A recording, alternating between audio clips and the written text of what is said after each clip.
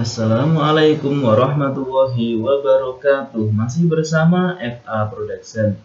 Baik teman-teman semuanya, pada video kali ini kita akan membahas perbandingan trigonometri ya untuk kelas 10 ya.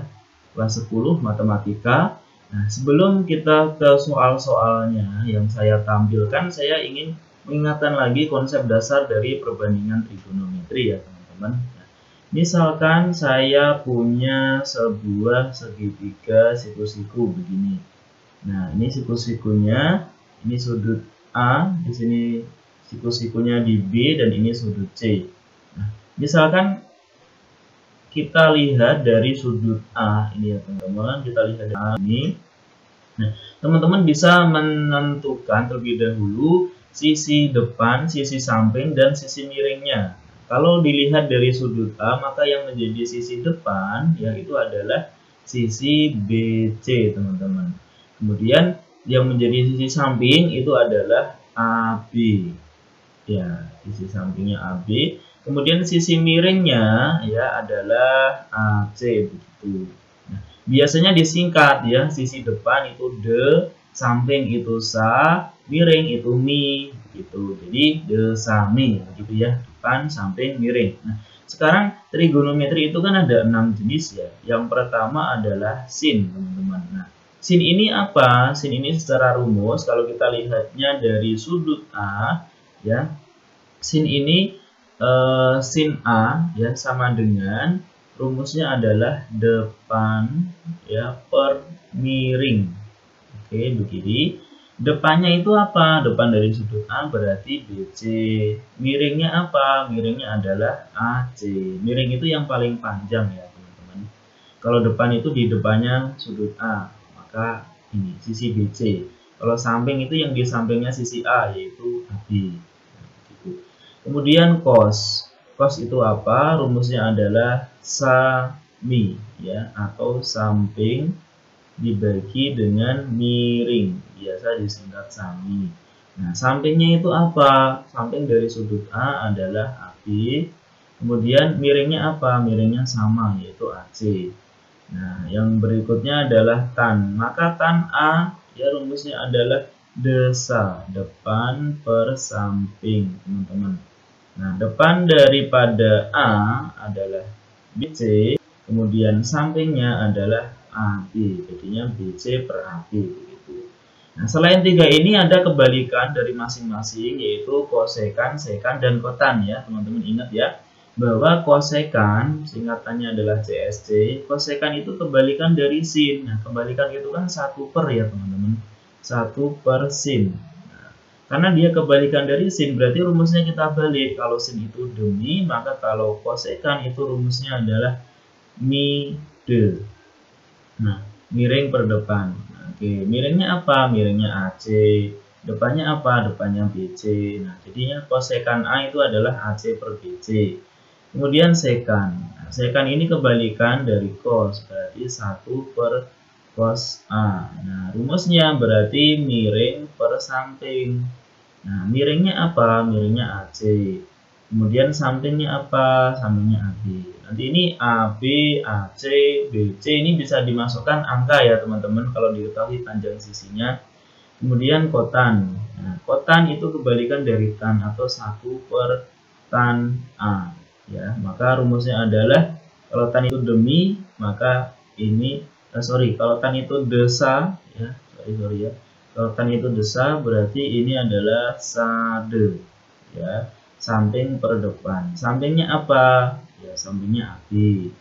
Kemudian depannya apa? Depannya BC. Begini ya. Ini dasar daripada trigonometri ya, sin cos tan, kosekan kotan. Nah, ini sudut bisa dalam bentuk derajat juga ya teman-teman. Biasanya juga sudut ini dalam bentuk 0 derajat, kemudian 30 derajat, 45 derajat, 60 derajat, 90 derajat. Ini dinamakan sudut istimewa. Nah, sekarang nilai sinnya, sin 0 itu adalah 0.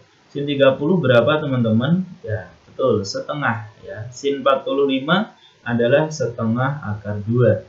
Sin 60 nilainya berapa? Setengah akar 3. Sin 90 nilainya adalah 1. Cos ya, sekarang cos 0 berarti nilainya adalah 1. Kalau cos ini ya dia dari 1 dulu ya. Kemudian cos 30 nilainya adalah setengah akar 3. Cos 45 nilainya sama dengan sin 45, yaitu sama-sama setengah akar 2. Kalau cos 60 nilainya adalah 1 dan cos 90 adalah 0. Nah, kemudian untuk tan teman-teman. Tan 0 itu 0, tan 30 itu sepertiga akar 3. Tan 45 adalah 1, tan 60 adalah akar 3, dan tan 90 tidak terdefinisi. Begitu. Nah, sekarang ini kita selesaikan sekalian ya soal ini ya. Diberikan suatu segitiga KLM. Ini akan saya buat segitiga KLM-nya ya. Siku-sikunya di sini siku-sikunya diketahui di L. Nah, berarti ini bisa saja K, ini L, yang ini adalah M begitu misalkan. Diketahui KM-nya adalah 18 cm. Kemudian sudut M, nah M-nya di sini teman-teman, sudut M. Oke, sudut M adalah 30 derajat ya, 30 derajat itu sudut M-nya. Nah, teman-teman, kalau sudutnya di M, berarti sisi depan bukan ini LM ya, bukan LM sisi depannya, tapi sisi depannya adalah KL. Nah, kemudian sisi sampingnya apa? Nah, sisi sampingnya berarti kalau kita lihatnya dari sudut M, maka sisi sampingnya adalah LM ya. Kalau sisi miring yang jelas paling panjang yaitu KM begitu. Nah, sekarang pertanyaannya itu hitunglah panjang sisi KL. Nah, KL-nya berapa, LM-nya berapa, jika diketahui sudut M-nya 30. Nah, teman-teman, kita tahu tadi ya, rumus bahwa kita bisa menggunakan sin. Nah, sin M, ya, rumusnya kan demi, ya kan teman-teman, rumusnya demi. Nah, kalau sin M itu sudah diketahui bahwa sin M itu sama dengan sin 30 derajat. Ya, kenapa? Karena sudut M-nya sudah diketahui 30 derajat. Nah, sin 30 berarti sama dengan apa? Depan. Nah, depan dari M itu apa? Yaitu KL. Ya, KL begini. Ya, dibagi dengan miring. Miringnya apa? Miringnya jelas ya. Miringnya adalah yang paling panjang yaitu KM. Nah, ini ekuivalen. Ini lanjut ya, ekuivalen lagi dengan sin 30. Nah, kita cari. Di sini sin 30 nilainya adalah setengah, teman-teman. Jadi sama dengan setengah ya.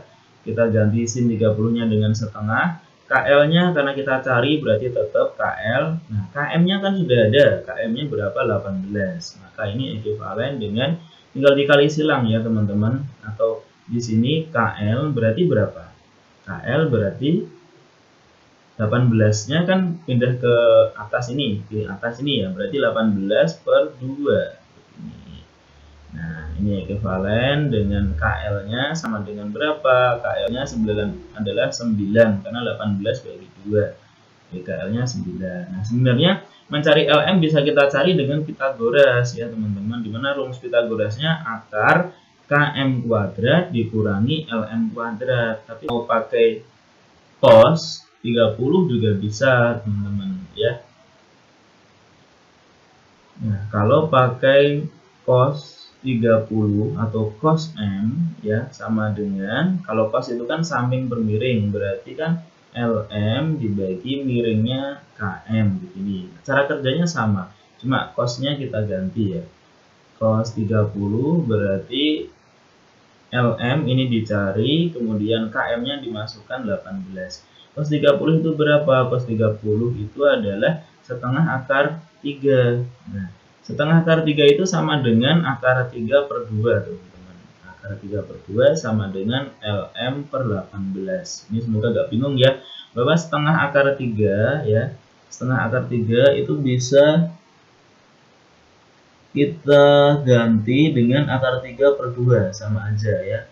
Karena konsepnya setengah akar 3 itu sama dengan 1 kali akar 3 itu akar 3 per 2. Ini ya konsepnya ya. Nah, sekarang kita ini ekuivalen Nah, ini ekuivalen lagi, kita kali silang, berarti ini 2 kali LM ya sama dengan 18 akar 3. Maka ini ekuivalen lagi dengan LM-nya sama dengan 18 akar 3 dibagi dengan 2. Ketemunya berapa? 9 akar 3. Ini panjang LM 3 cm begitu. Nah, semoga sudah paham ya terkait dengan soal ini. Nah, kita ke soal yang berikutnya, teman-teman. Soal yang berikutnya ini berkaitan dengan sebuah menara.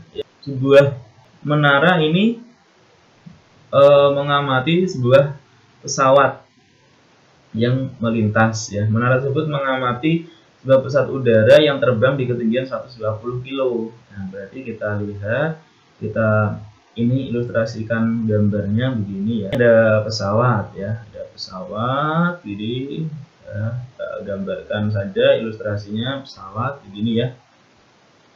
Kemudian 120 kilo ini tinggi pesawatnya dengan sudut elevasi. Ya, sudut elevasi itu adalah sudut daripada pandangan mata ke arah atas ya teman-teman. Maka sudut elevasinya di sini. Ini pengamatnya misalkan, atau ini kameranya begini ya.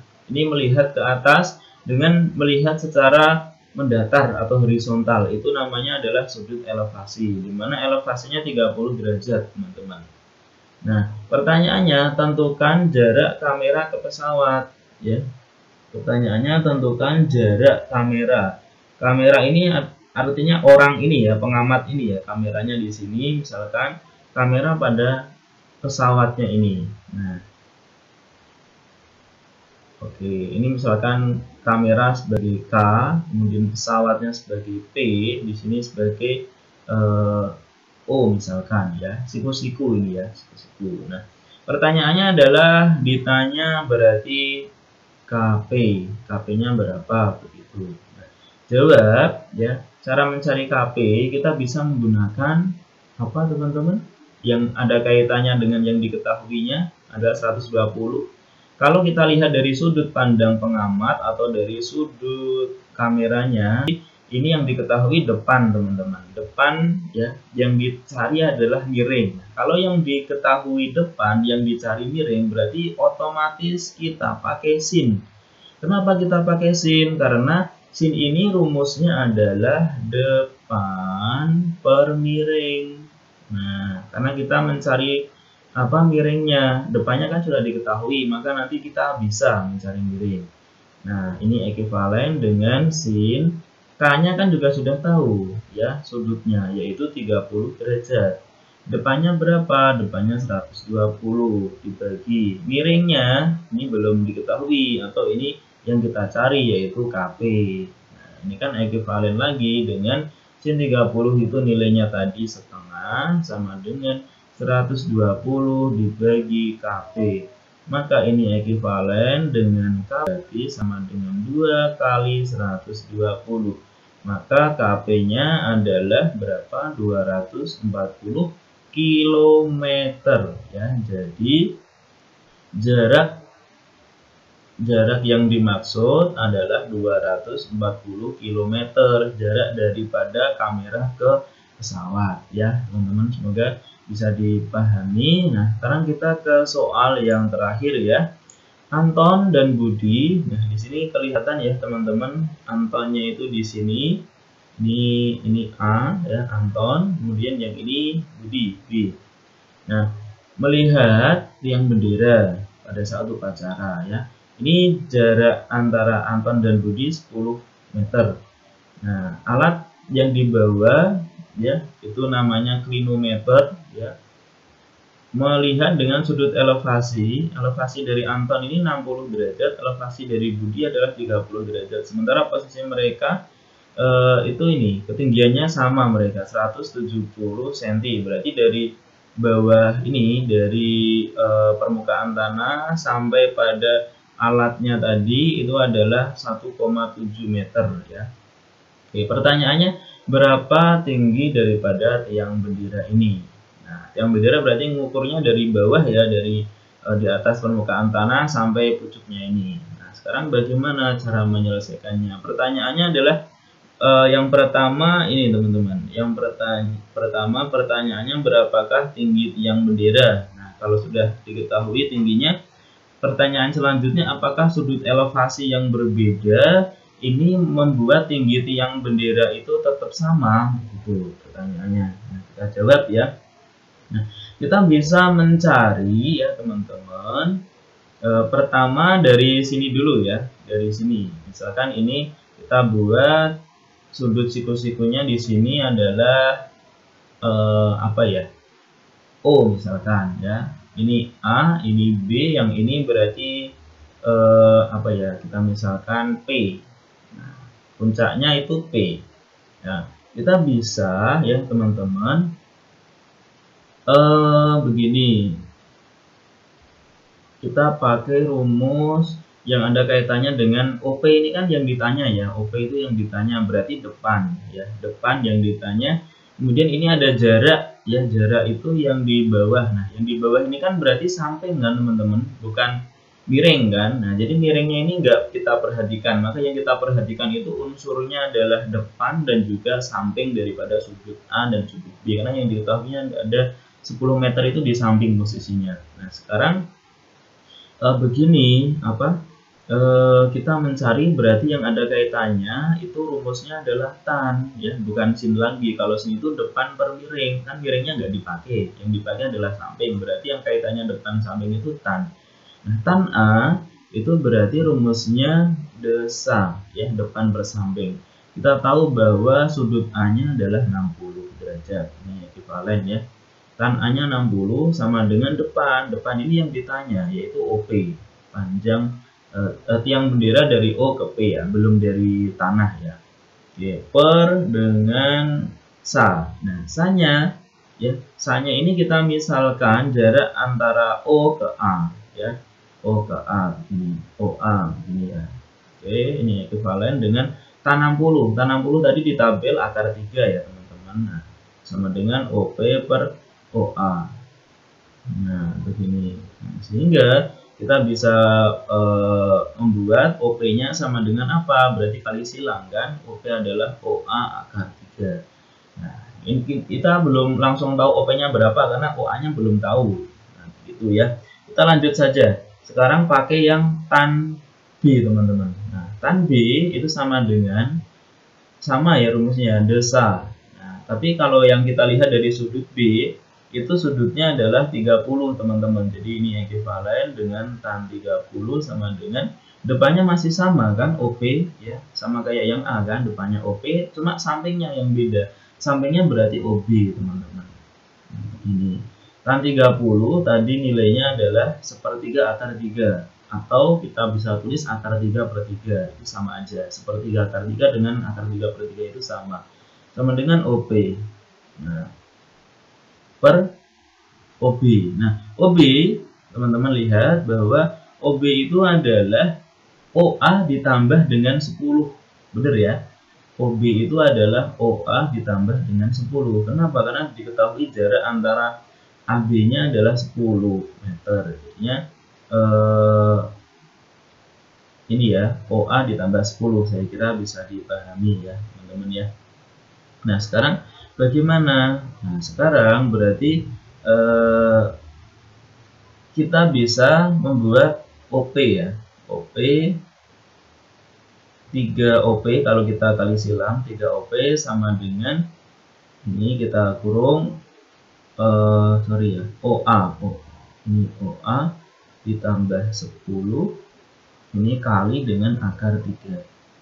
Ini. Nah, ini maka ya OP saja berarti kan OA ditambah 10 ditutup kurung akar 3 dibagi 3 kan teman-teman, iya kan? Ini tinggal di pindah-pindah ruas ya, dari perkalian silang ini kita pindah-pindah ruas. Nah, kita dapat OP yang pertama itu ini, OP yang pertama ini, OP yang keduanya yang ini teman-teman. Nah, kita kan bisa menyamakan bahwa OP itu sama dengan OP. OP pertama apa? Yaitu OA ya akar 3. Nah, OP yang kedua apa? Yaitu itu OA ditambah 10 akar 3 ya, sorry, akar 3